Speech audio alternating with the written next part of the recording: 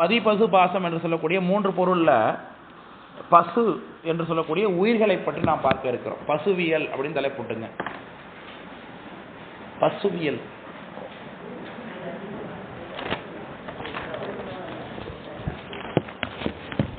பசு என்கின்ற சொல்லுக்கு அர்த்தமே கட்டப்பட்டதுன்னு அர்த்தம். கட்டப்பட்டது, கட்டுப்பட்டது, கட்டப்பட்டதுன்னா ஒண்ணுதான். பசு பசு என்கின்ற சொல்லுக்கு அர்த்தமே கட்டப்பட்டது. எதனாலேயோ கட்டப்பட்டு லாக்காக இருக்கக்கூடிய ஒரு பொருளை தான் என்னன்னு சொல்லி கொண்டோம் நம்ம பசு என்று சொல்லிக்கொண்டோம். இப்போ இந்த பாட்டிலை பிடிச்சி கட்டி போட்டால் அதனால் ஏதாச்சும் அதுக்கு கட்டினவங்களுக்கோ இல்லை கட்டப்பட்ட பொருளுக்கோ ஏதாச்சும் ஒரு இடைபாடோ இல்லை கட்டுவது பயணம் உண்டா? இதை கட்டி போட்டாலும் கட்டி போடலாம் என்ன கிடையாது, இது ஒரு பிரயோஜனம் இல்லை. பாட்டில் கட்டி போட்டு வச்சுருக்குங்க அப்படின்னாக்கா அது எங்கேயாவது ஓடுறாதானே அதை கட்டி போட வேண்டியது இருக்குது.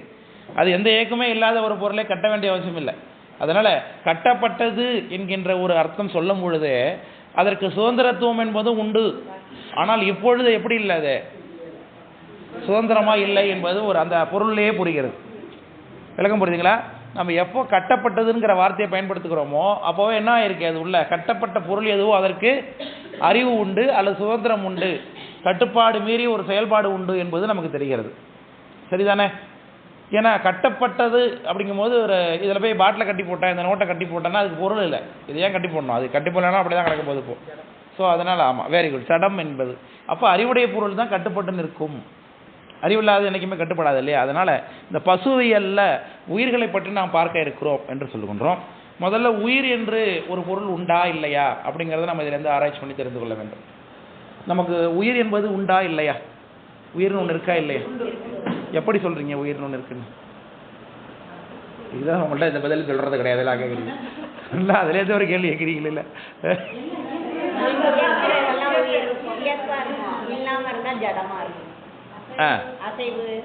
அதை வைத்துக்கொண்டு உயிர் ஒன்று இருக்க வேண்டும் என்று சொல்லுங்கள். ஆனால் நம்ம இந்திய சமயங்களும் சரி, இந்தியாவிற்கு வெளிநாடுகளிலிருந்து வந்த சமயங்களும் சரி, பல சமயங்களில் பார்த்தீங்கன்னா உயிர் என்று ஒரு பொருள் இருப்பதாகவே கோட்பாடே கிடையாது அவர்களுக்கெல்லாம். அவர்கள் உயிரை பற்றியே பேசலை. ஒட்டுமொத்தமாக மனுஷன் அல்லது விலங்குகள் அப்படின்னா அது ஒரு உயிருடைய பொருள் அப்படின்னு தான் சொல்லுகிறானே தவிர்த்து உள்ளபடியே உடம்புக்குள்ளே உயிர் ஒரு பொருள் இருக்குது, அது உடலிலிருந்து வேறானது என்கின்ற தனிப்பட்ட கொள்கையை பேசவில்லை யாருமே. எப்படி உதாரணம் சொல்கிறோம்னா, இப்போ நம்ம ஒருத்தவங்க போயிடுறாங்கன்னு வச்சுக்கோங்க, உடம்பு சரியில்லாமல் போயிடுறாங்க, அவங்க என்ன சொல்லுவான், உயிர் போயிட்டுங்க அப்படிங்கிறோம். ஸோ ஒரு உயிர் போயிடுச்சு அப்படின்னாலே இந்த இடத்துலேருந்து இன்னொரு இடத்துக்கு போயிருக்குன்னு அர்த்தம் ஆகுது. அது வரைக்கும் உயிராக கருதப்பட்டவர் அவருடைய உடம்பு அங்கே தான் இருக்கு. இப்போ உடம்பு இருக்கும் பொழுதே உயிர் போய்விட்டதாக சொல்லுகின்றோம். அப்போ உடம்பு இருக்கும் பொழுது உயிர் போயிருக்கிறது. நான் உயிர் வேற உடம்பு வேறன்னு தெரியுதா இல்லையா? இந்த கோட்பாடு கிடையாதுன்னு சொல்கிறேன் மற்றவங்கள்ட்ட. ரெண்டும் கலந்து கட்டின ஒரு விஷயத்தை தான் உயிர் என்று சொல்லுகிறார்களே தவிர்த்து நாம் சொல்வது போல உடம்பு ஒரு தனிப்பொருள் என்றும் உயிர் ஒரு தனிப்பொருள் என்றும் தனியாக பேசுபவர்கள் பெரும்பாலும் இல்லை. அது சைவர்களுக்கு மட்டும்தான் இருக்குது. முக்கியமாக தமிழர்களுடைய கோட்பாடு அது. தமிழ்நாட்டில் தமிழ் மொழியில் தான், தமிழ் சார்ந்து தோன்றிய திராவிட பாஷைகளில் தான் உயிர் போயிடுச்சு அப்படிங்கிற வார்த்தையை பயன்படுத்துகிறாங்க. காரணம் நம்மளுடைய கொள்கையே சைவ சார்ந்தம் என்பதனால. மற்றைய சமயங்கள் எல்லாம் பார்த்தீங்கன்னா உயிர் ஒரு தனிப்பொருள் இல்லை என்றும் உடம்பு தான் உயிர் என்றும் உடம்புல உள்ள வேறு பொருள்கள் தான் உயிர் என்றும் எல்லாம் சாதிக்கிறாங்க. சொல்கிறது புரியுதுங்களா?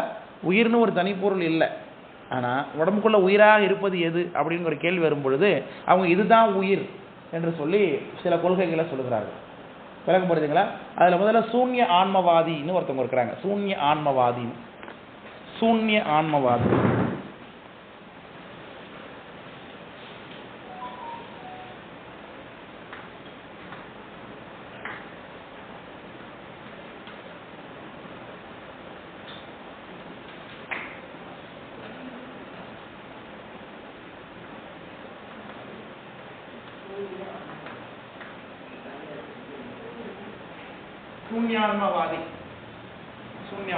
பேர்.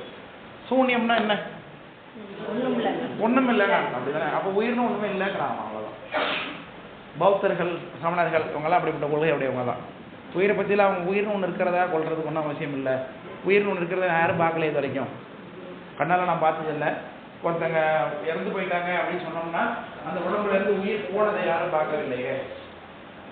யாரு கண்ணுக்குமே தெரியாத ஒரு பொருள் இருக்கணும்னு சொல்ல வேண்டிய அவசியம் என்ன அப்படின்லாம் சொல்லுகிறார்கள். அதனால சூன்யம் தான் ஆன்மா. அதனால ஆன்மா என்ற ஒரு பொருளே கிடையாது. அப்படின்னு சொல்லி அவர்கள் சொல்கிறார்கள். அதனால அவங்களுக்கு சூன்ய ஆன்மவாதின்னு பேர். விளக்கம் புரிஞ்சுதா சொல்றது? சரி, இப்போ உங்களுக்கு இந்த வகுப்பு உங்களுக்கு யூஸ்ஃபுல்லா இருக்கா? நல்லா இருக்கு இல்லையா? பயன்பாட்டுக்குரியதாக தானே இருக்கு. ஏன்னா நிறைய வகுப்புகள் நம்ம போவோம், நிறைய விஷயங்களை கற்றுப்போம். அதெல்லாம் நமக்கு என்னமோ நம்மளும் எல்லாரும் போறாங்க நம்மளும் போறோம் அப்படிங்கிற மாதிரி தான் இந்த வகுப்புக்கும் வரீங்களா? இல்லை வந்தா இருக்குல்ல? கண்டிப்பா அதுதான் கேட்குறேன். இது 2 கிளாஸ்லேயும் நல்ல, ஏன்னா அம்மா பேசுனதை வச்சு நான் கேட்குறேன். பயன்பாட்டுக்கு இருந்தால் தான் அது உள்ளே ஏறும். முதல்ல நம்ம வகுப்புக்கு வந்து இது ஆமாம் இந்த விஷயம் அப்படி தான் இருக்குது, இந்த விஷயம் தெரிஞ்சுக்கிறதுக்கு உதவியாக இருக்குது, என்ன நான் உயர்த்தி கொள்வதற்கு மற்றவரிடத்திலிருந்து நான் கொஞ்சம் தனிப்பட்ட முறையில் மேலே இருக்கேன் அப்படிங்கிறது புரிந்து கொள்வதற்கு இந்த வகுப்பு உதவியாக இருக்குன்னு என்னைக்கு நீங்கள் புரிஞ்சுக்கிறீங்களோ அன்னைக்கு தான் இந்த வகுப்பு உங்களுக்கு பயன்படுமே. இல்லைனாக்க நான் வந்து உட்காந்துட்டு போகிற மாதிரி எல்லா நாளுக்கும் எல்லா வகுப்பும் போகிறது மாதிரி இது ஒரு வகுப்பாக ஆகிவிடும். அதில் இங்கிருந்து நீங்கள் எவ்வளோ தெரிஞ்சுக்கிறீங்க அப்படிங்கிறது ரொம்ப ரொம்ப முக்கியமான விஷயம். இதெல்லாம் தெரிஞ்சுக்கிறதுக்காக தான் இந்த வகுப்பு. நான் வேகமாக போகிறேன், இல்லை நான் சொல்கிறது புரியலன்னா தயவு செஞ்சு நிறுத்தி சார் இதை எனக்கு புரியல, இது என்னான்னு சொல்லிடுங்க அப்படின்னு கேட்டிருங்க. ஏன்னா சொல்லிக் கொடுக்க தான் நான் வந்திருக்கேன், தெரிஞ்சுக்க தான் நீங்கள் வந்திருக்கீங்க. இல்லை இங்கே வெக்கப்படுறதுக்கோ இல்லை அவங்க தான் பார்ப்பாங்களோ இவங்க சிரிப்பாங்களோ இல்லை அதை கிண்டல் பண்ணுவாங்களோ அப்படிங்கிற வேலையை இங்கே வச்சுக்க வேணாம். இங்கே ஒன்றுமே தேவையில்லை. ஏன்னா இங்கே ஒவ்வொருத்தவங்களுமே தனிப்பட்ட முறையில் என்கிட்ட தான் நீங்கள் தொடர்பு இருக்கிறதா நீங்கள் பார்த்துக்கணும். உங்களுக்கு தெரிஞ்சுக்கிறதுக்காக நான் வந்திருக்கேன், உங்களுக்கு தெரியாத சொல்லிக் கொடுக்கறதுக்காக நான் வந்திருக்கேன். அதனால் அடுத்தவங்களை நமக்கு தான் இங்கே முக்கியம். ஒவ்வொரு உயிருமே நம்ம குடும்பத்தை பொறுத்தளவு கூட நம்ம உயிருக்கு தான் நம்ம தேட்டரை கண்டுபிடிக்கணும். இப்போ நாம் வேணால் ஒரு கல்யாணத்துக்கு போகலாம், கல்யாணத்துக்கு போய் நடப்ப முடியல என்ன பண்ணுவோம், வீட்டுக்காரை அனுப்பிவிடுவோம், பசங்களை அனுப்பிவிடுவோம், போய் மொய் போட்டு வந்துருங்கன்னு சொல்லிடுறோம், ஏதோ பண்ணிடுறோம். அது மாதிரி சில விஷயங்களில் சப்ஸ்டியூட் ஒர்க் அவுட் ஆகும். ஆனால் இந்த சைவ சித்தாந்தம் படிக்கிறது இல்லையோ சிவ வழிபாடு பண்ணுறதுலையும் சப்ஸ்டியூட் பயன்படுத்துறதுனால இந்த சப்ஸ்டியூட்டு தான் பயன்பாடு வாரே தவிர்த்து நமக்கு பயன் வராது. அதனால் நாம் எவ்வளோ தூரம் பயன்படுத்திக் கொள்கிறோம் என்பது தான் சரிதானே? அதனால் அதை மனதில் வைத்துக்கொண்டு இந்த விஷயங்கள்லாம் காதில் வாங்குங்க. உங்களுக்கு முக்கியமாக இந்த உலகத்தில் எதெல்லாம் தெரிந்து கொள்ள வேண்டிய பொருளோ அதை எல்லாவற்றையும் நீங்கள் தெரிந்து கொண்ட பொருளாக ஆகிடுவீங்க. இதை நீங்கள் சரியாக படிச்சுட்டிங்கனாக்க, புரிஞ்சுக்கிட்டீங்கனாக்க. இதில் உள்ள விஷயத்தை நீங்கள் பிடிக்கலைன்னா உலகம் உங்களுக்கு புரியாது. புரியாமலே இந்த வாழ்க்கையை கடந்துட்டு திரும்பி அடுத்த ஒரு வாழ்க்கை வர வேண்டியதான். சரிதானே? அப்போது சூன்யம் என்று சொல்லக்கூடிய ஒன்றுமே இல்லாத ஒன்று தான் ஆன்மா அப்படின்னு சொல்லக்கூடிய கொள்கை உடையவர்கள் சொல்கிறோம் சூன்ய ஆன்மவாதி என்று சொல்லுவோம். வாதம்னு அவங்களுடைய தலைப்பு. நீ என்ன அந்த வாதம் வெதட்டாவாதம் பண்ற அப்படின்லாம் சொல்றாங்களே, அந்த மாதிரி அவன் வந்து ஆன்மாவை பற்றி பேசும்போது ஆன்மா என்னன்னு சொல்லுறான், சூன்யம். உயிர்னு ஒரு பொருள் இருக்குது எப்படி சொல்லுன்றான், சூன்யம் தான், ஒன்று இல்லவே இல்லை, ஒன்றும் அப்படி உயிர்னு ஒன்று கிடையாதுன்ட்டான். சரிதானே? அடுத்து பாருங்க, தேக ஆன்மவாதி. தேக ஆன்மவாதி, தேகம்னா என்ன? அப்ப என்ன அர்த்தம் ஆகுது? வெரி குட், அவ்வளவுதான் புரியுது.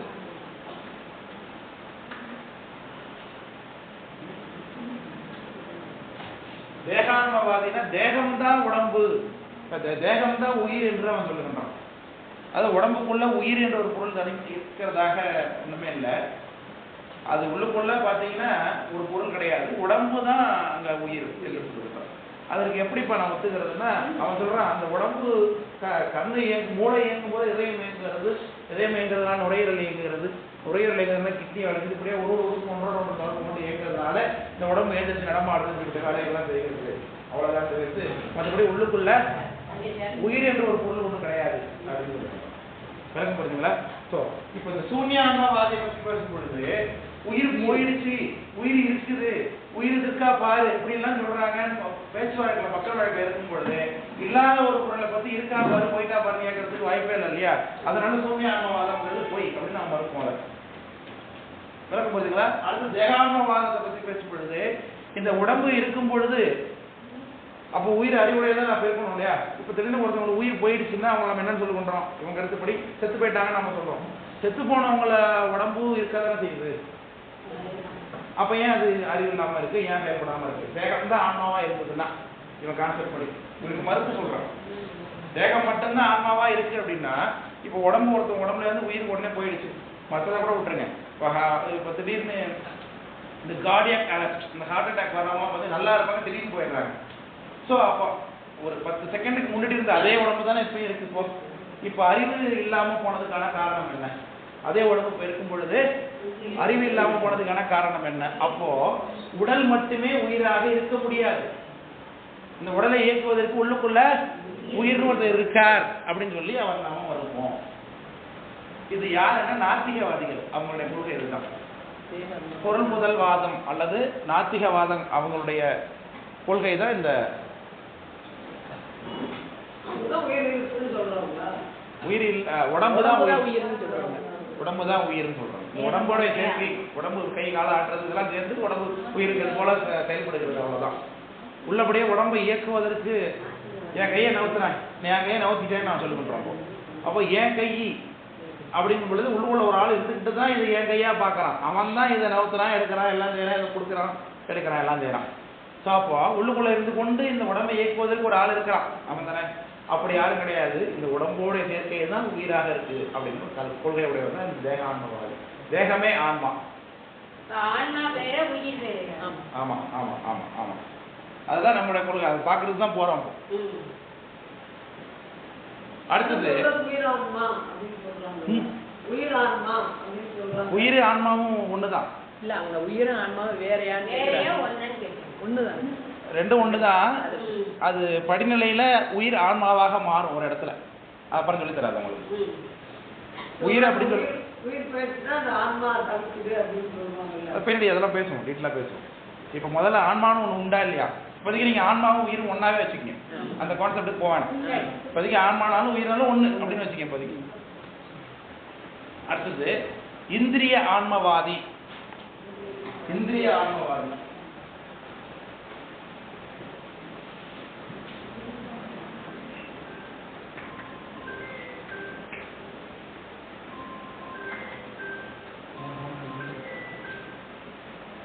இந்திரியம்னா உறுப்புகள்னா உறுப்பு உறுப்பு போன் அடிக்குது யாரோ. சரி, இந்திரியம் அப்படின்னா உறுப்புகள்னு அர்த்தம். உறுப்புகள்ல பார்த்தீங்கன்னா ரெண்டு வகை இருக்குது. கண்மேந்திரியம், ஞானேந்திரியம்னு ரெண்டு உண்டு. அது இப்போ நோட் பண்ண வேணாம், தெரிஞ்சுங்க. இந்த கண்மேந்திரியங்களும் ஞானேந்திரியங்களும் தான் உயிர். அதாவது கண்ணு, காது, மூக்கு, வாயு இதெல்லாம் ஒழுங்கா வேலை செய்யறது தான் உயிர் அப்படின்னா அவங்களோட கொள்கை சொல்லுங்க. புரியுதுங்களா? கை கால் வேலை செய்யறது தான் உயிர். உறுப்புகள் தான் உயிர். உறுப்புகளுடைய செயல்பாடு தான் உயிர் இருப்பதாக நம்ம கருதுகிறோம். உறுப்புகள் செயல்படுதுன்னா ஒரு உயிர் இல்லைன்னா அர்த்தமாகிடும். அவரோட கொள்கை. இப்போ நம்ம எப்படி கேள்வி கேட்போம்? ஒருத்தர் கண்ணு தெரியுன்னா அவனுக்கு உயிர் கொஞ்சம் கம்மியா இருக்குன்னு அர்த்தமாகுது. ஒருத்தர் காது கேட்கல, காது கேட்காது, கண்ணு தெரியாதுன்னா அப்ப அவங்களுக்கு உயிர்ல பாதி இல்லைன்னு பாதி உயிர் இல்லைன்னு அர்த்தமாயிடுது இல்லையா? ஸோ அது மாதிரி நிராகரணம் பண்ணணும். உங்களுக்கு நான் டீட்டெயிலாக இருக்கு உள்ள, உங்களை எப்படிலாம் மறுக்கணும், அதெல்லாம் ரொம்ப அட்வான்ஸ்டான பாடம், காலேஜ் படிக்கிற பாடம். கண்ணை வச்சுக்கிட்டு அவங்க உயிரை கதை அப்படின்னு சொல்ல முடியும். செத்து போனவங்க கண்ணு தான் இருக்கு. இப்போ செத்து போனவங்க கண்ணை எடுத்து கூட வேற தூள் வந்துடுறாங்க. அப்போ இவரோட உயிர் அவருக்கு போயிட்டு தெரியலாமா? அப்படிதானே அந்த கண்ணை இப்போ இருக்கு இல்லையா? அதனால அது இந்திரிய ஆன்மவாதிகள். அடுத்தது பாருங்க, சூக்கும தேக ஆன்மவாதி. சூக்கும தேக ஆன்மவாதி. சூக்ஷ்ம தேகம் சூக்ஷ்மம் அப்படிங்கிறத சூக்குமை அப்படின்னு தமிழ்ல எழுதுவாங்க. சூக்கும தேக ஆன்மவாதி.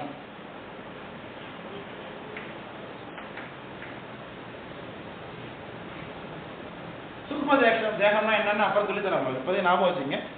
அதாவது உடம்பு, இந்த உடம்புங்கிறது நம்மளை பொறுத்தவரைக்கும் இந்த ஒரு உடம்பு தான் நமக்கு தெரியும். ஆனா இந்த உடம்பானது 4-5 வகையாக இருக்கு. காரண சரீரம், கஞ்சுக சரீரம், குணசரீரம், சூக்ஷ்ம சரீரம், ஸ்தூல சரீரம்னு 5ஆக சொல்லுவார்கள். அது என்ன அப்படி அதெல்லாம் எப்படி உண்டாகிறதா பின்னாடி உங்களுக்கு சொல்லித்தரேன். இப்போதைக்கு அந்த சூக்ஷ்ம சரீரம் தான் உயிர் என்று சொல்லக்கூடியவங்க ஒருத்தவங்க இருக்காங்க அப்படின்னு சொல்றாங்க. அடுத்தது பிராணான்மவாதி. பிராண ஆன்மவாதி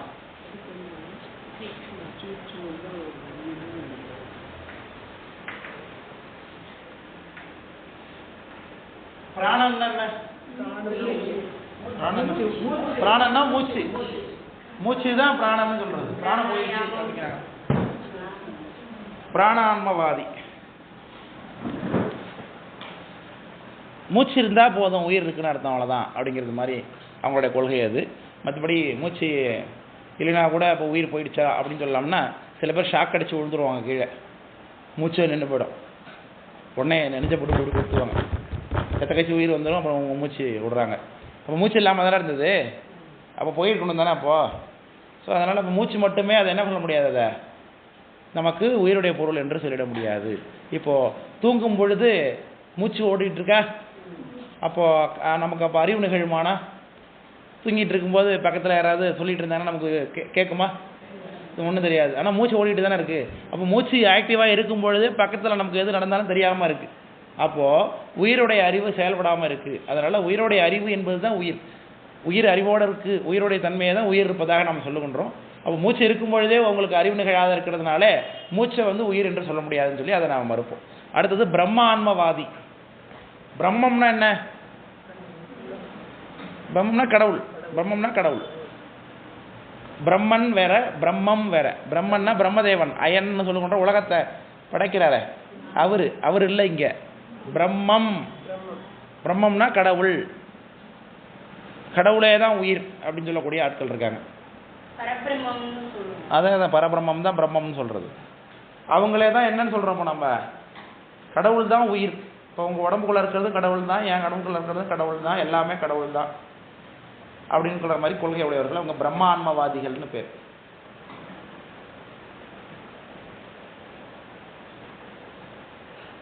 இதுக்கு நம்மளுடைய தடைவடைகள் இருக்கு. இவங்க உடம்புல எல்லாரும் உடம்புலையும் கடவுள் தான் இருக்காருன்னா இப்போ எல்லாருக்கும் ஒரே ஆள் தானே. என் உடம்புலேயும் கடவுள் தான் இருக்காரு, உங்க உடம்புல எல்லாரும் கடவுள் தான் இருக்காருன்னா இப்போ எல்லாம் ஒரே ஆள் தானே. தனித்தனி உடம்பு எதுக்குப்பா வெட்டியாக இருக்குது? இப்போ உங்களுக்கு எதுக்கு தனியாக குடும்பம், எனக்கு எதுக்கு தனியாக குடும்பம், உங்களுக்கு எதுக்கு தனியாக அனுபவங்கள், எனக்கு எதுக்கு தனியாக அனுபவங்கள், இதெல்லாம் தேவையா? முக்கியமாக பிரம்மத்திற்கு உடம்பே தேவையில்லையே. கடவுள் உடம்பு எடுத்து கொண்டு இருக்க வேண்டிய அவசியம் என்ன? ஒன்றும் தேவையில்லை என்னும் பொழுது அப்போது அந்த வாதமும் இங்கே முறியெடுக்கப்படுகிறது. அடுத்தது அந்தக்கரண ஆன்மவாதி அப்படின்னு ஒருத்தர் இருக்காங்க. அந்தக்கரண ஆன்மவாதி. அந்தக்கரணம், அந்தக்கரணம்னா அதுவும் மனசு புத்தி சித்தம் அகங்காரம்னு சொல்லுவாங்க, பின்னாடி படிப்போம் அதை. அந்த விஷயம்தான் அதை அவங்க தான் உயிர் என்று சொல்லக்கூடியவர்கள். அந்தக்கரணங்களே ஆன்மவாதின்னு சொல்லுவாங்க. அடுத்தது சமுதாய ஆன்மவாதின்னு ஒருத்தவங்க இருக்கான். சமுதாய ஆன்மவாதி. இது எல்லாம் சேர்ந்தது தான் ஆன்மா. சமுதாயம்னா என்ன? எல்லாம் சேர்ந்தது கூட்டம் தான் சமுதாயம். இங்கே சொன்ன முடியா ஒரு 6 பேர் 7 பேர் வந்திருக்காங்களே, இவங்க சொல்லக்கூடிய அத்தனை காரியங்களும் ஒன்றா சேர்ந்தா அதுதான் ஆன்மா அப்படின்னு சொல்லக்கூடிய கருத்துடையவங்க அவங்களுக்கு சமுதாய ஆன்மவாதி. இப்படி நிறைய ஆன்மவாதிகள் இருக்கிறாங்க, சரிதானே? அப்போ இவங்க எல்லாவற்றையும் தாண்டி உடம்புல இருக்கக்கூடிய உயிரானது தனியான ஒரு பொருள். உடம்பு வேற, உயிர் வேற. இங்கே சொல்லப்பட்டது அத்தனையும் பாருங்க, ஒன்று அறிவற்ற சடப்பொருளாக இருக்கு, உடம்பு சார்ந்த விஷயங்களா இருக்கு. அப்படின்னா பேரறிவு உடையவராகிய கடவுளா இருக்கார். ஆமா தானே? கீழே சொல்லப்பட்டதாகிய சூன்யம், தேகம், இந்திரியம், சூக்ம தேகம், பிராணன், அந்தக்கரணம், இதெல்லாம் பாருங்க உடம்புல உள்ள பகுதிகள் தான் எல்லாமே. இது எல்லாமே உயிர் இல்லைன்னா தனி வேலை கிடையாது ஒன்றுமே. இப்போ இந்த கையை தான் என்னுடைய ஆன்மான்னு சொன்னோன்னா என் உயிர் போயிட்டுனா கைக்கு வேலை உண்டா? இல்லை. அப்போ கையை வச்சு நீங்கள் ஆன்மான்னு சொன்னோம்னாலும் அது உடம்புல ஒரு பொருளை தான் நீங்கள் ஆன்மாவாக சொல்லுகிறீங்களே தவிர்த்து ஆன்மாவை எதிர்க்க அதை பற்றி பேசலை. ஒன்று ஆன்மாவுக்கு சம்மந்தம் இல்லாததாகி அறிவற்ற பொருள்களை நம்ம என்ன சொல்லுகின்றோம் இங்கே ஆன்மான்னு சொல்லுகிறார்கள், அல்லது ஆன்மாவோட அதிக அறிவுடையதாகி கடவுளை இங்கே ஆன்மா என்று சொல்லிக் கொண்டிருக்கிறார்கள். விளக்கம் புரியுதுங்களா? அப்போ சரியாக எது ஆன்மா என்பதை பற்றி யாரும் பேசலை இங்கே. அப்போ சைவ சித்தாந்தம் தான் இதை பற்றி பேசுகிறது. எங்கே பேசுகிறார்கள்னா இந்த சிவஞான போகத்தில் 4வது சூத்திரத்தில் இதை பற்றின விஷயங்கள் பேசப்பட்டிருக்கு. அந்த சூத்திரத்தை சொல்லுகிறேன்னு எழுதிக்கங்க. சிவஞான போத சூத்திரம்னு எழுதிக்கங்க. உயிரினுடைய இருப்பு.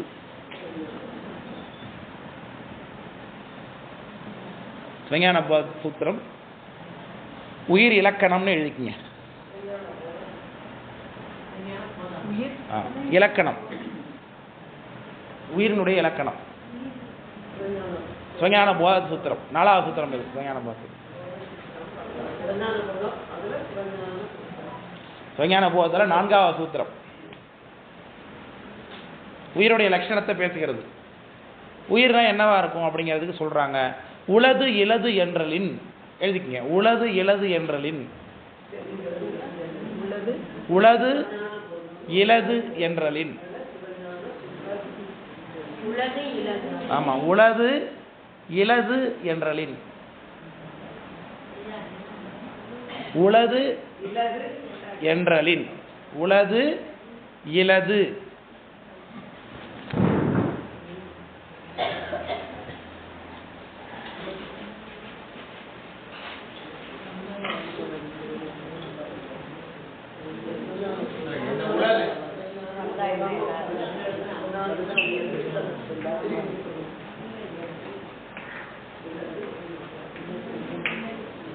உளது இலது என்றலின் எனது உடல் என்றலின் எனது உடல் என்றலின் எனது உடல் உளது இலது என்றலின் எனது உடல் என்றலின் எனது உடல் என்றலின் இது ஐம்புலன் ஒடுக்கம் ஐம்புலன் ஒடுக்கம் ஐம்புலன் ஒடுக்கம் ஐம்புலன் ஒடுக்கம் அறிதலின் ஐம்புலன் ஒடுக்கம் அறிதலின் கண்படில் கண்படில் கண் பற்றுச்சுங்கிறோம்லே அது மாதிரி கண்படில் கண்படில் உண்டி வினை இன்மையின் உண்டி வினை உண்டி 3 சொல்லி நகரம் ஊ போட்டு 3 சொல்லி நம்ம டி உண்டி வினை இன்மையின் வினை இன்மையின் உண்டி வினை வினை உண்டி வினை இன்மையின் இன்மையின் உண்டி வினை இன்மையின் உணர்த்த உணர்தலின் உணர்த்த உணர்தலின் உணர்த்த உணர்த்தலின் மாயா எந்திர மாயா எந்திரம் எந்திரம் மாயா எந்திரம் மாயா எந்திர தனுவினுள் ஆன்மா மாயா எந்திர தனுவினுள் தனுவினுள் தனுனா 2 சொல்லி நகரம் தேவைப்படும் 2 சொல்லி தனுவினுள் ஆன்மா தனுவினுள் ஆன்மா தனுவின் உள் ஆன்மா மாயா எந்திர தனுவினுள்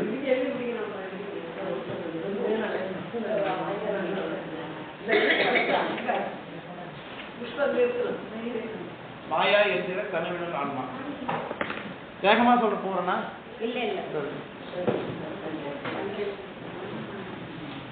திரும்ப சொல்றேன் கேட்டா இருக்கான்னு பாத்துங்க உளது இலது என்றலின்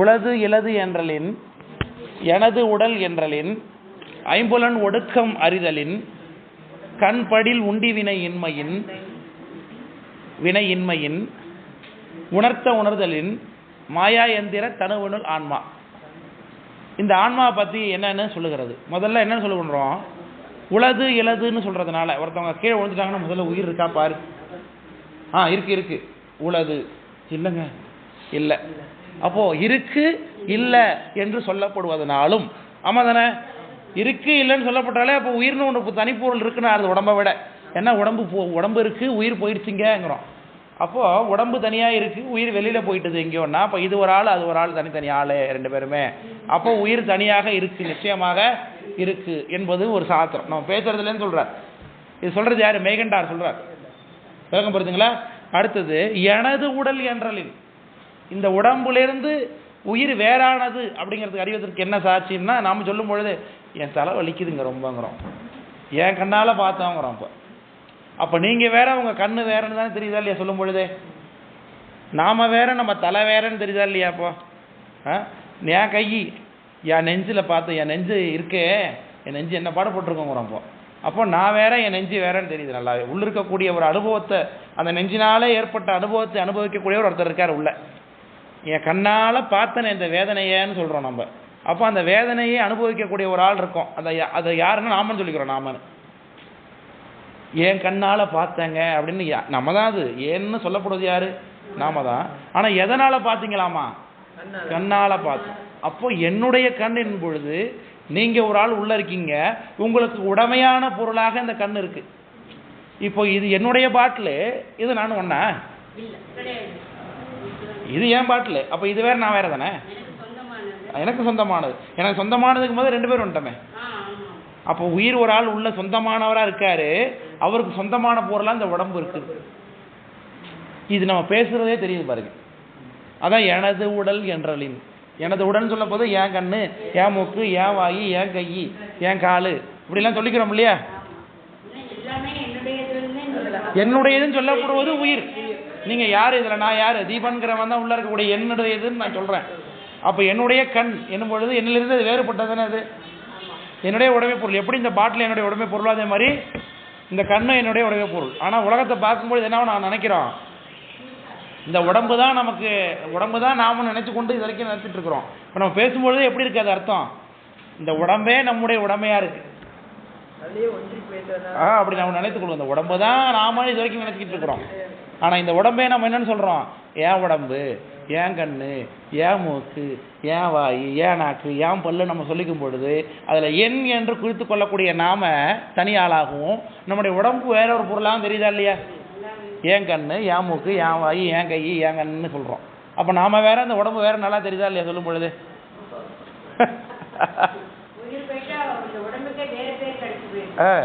அப்ப உடம்பு வேற உயிர் வேற நம்ம பேசும்போதே தெரியுதா இல்லையா? நான் சொல்றது உங்களுக்கு புரியுதா புரியலையா? ஏன் கண்ணுங்க அப்படிங்கிறோம். அப்போ நீங்களும் உங்க கண்ணு வேற வேற இல்லதான் பார்க்கும் பொழுது. ஆனா சொல்லும் பொழுது என்ன சொல்லுகின்றோம், இந்த கண் என்பது ஒரு காட்சியை கொடுக்கக்கூடிய ஒரு கருவியாகவும் அதோடைய அனுபவத்தை உணரக்கூடியவன் உள்ள இருக்கக்கூடிய ஆன்மாவாகவும் இருக்குது. இல்ல அவங்க கண்ணாலே அவங்களுடைய கண்ணா தானே இருக்கணும்.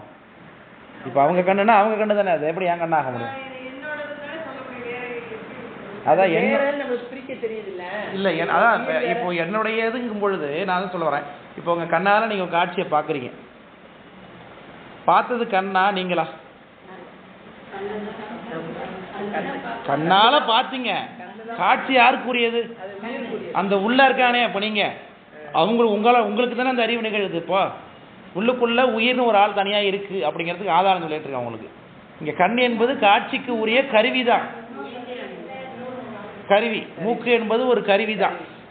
இதன் மூலமாக வரக்கூடிய உலக அனுபவத்தை உள்ள ஏற்று அறிவாக வச்சுக்கிட்டு இதுதான் நான் அப்படின்னு நீங்க உங்களை நினைக்கிறீங்க இல்லையா, அதுதான் உயிர்.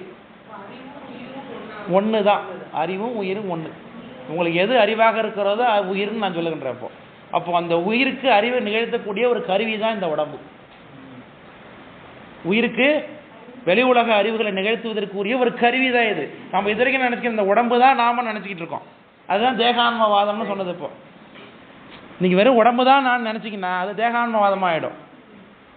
இப்போ உடம்பு இருக்கும்பொழுது நீங்க எங்க போயிடுறீங்க? அப்போ முன்னாடி ஒரு நாள் கடைசியில நான் போயிடுறோம், எல்லாரும் போற அன்னைக்கு உடம்பு இங்கே தான் இருக்கு. இப்போ அப்ப என்ன சொல்றாங்க, அன்னாரது பூத உடல் அப்படிங்கிறாங்க.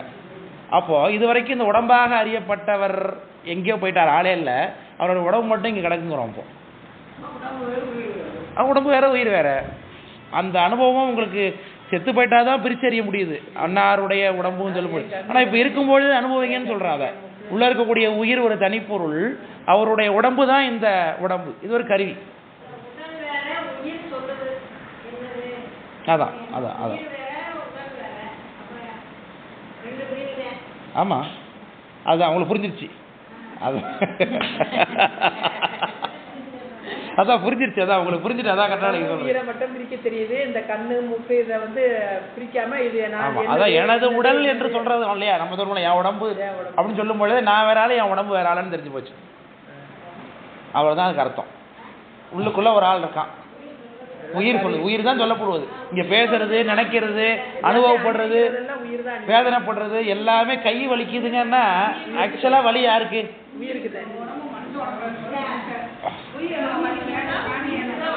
ஆமா, உயிருக்கு தான் வலி. கை மூலமா ஏற்படக்கூடிய வலி அனுபவம் உயிர் தான் அனுபவிக்குது. ஆமா, அவ்வளவுதான்.